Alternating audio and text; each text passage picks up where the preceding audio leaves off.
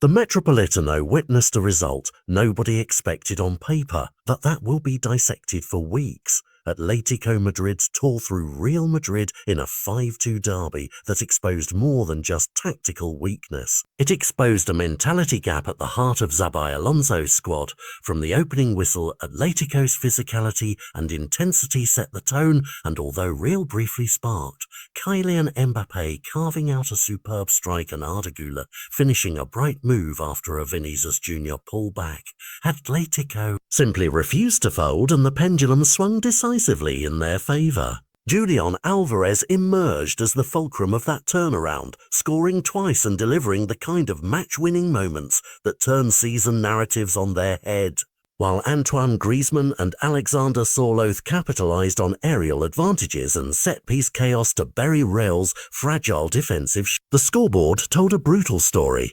A 5-goal haul for Atletico, a comeback that underlined their belief and clinical edge, and a Real side left searching for answers. In the aftermath, coach Xabi Alonso did not hide from the truth.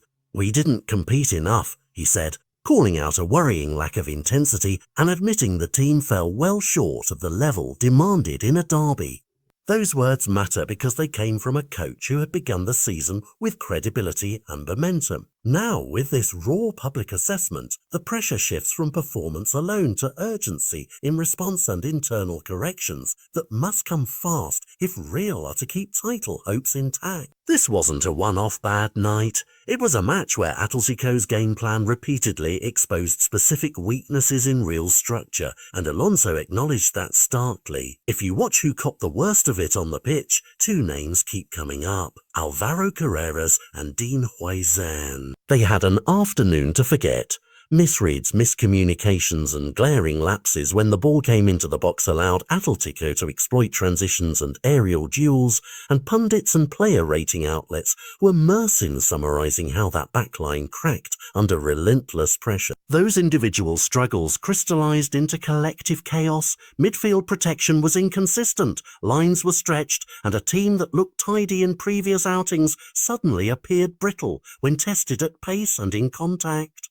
That kind of exposure is the precise thing opponents will study if they want to replicate Atletico's approach. But it wasn't all blame. There were moments that suggested the spine of this Real side can still bite back. Mbappe's goal and Vinicius' assist for Güler showed there is still creative threat when combinations click, and you could sense pockets of fight even as the wider unit struggled to impose itself. Those flashes are the hooks Alonso will need to hang his remedies on. Tactical adjustments, personnel shuffles, and above all, a lift in competitive intensity that he has publicly demanded.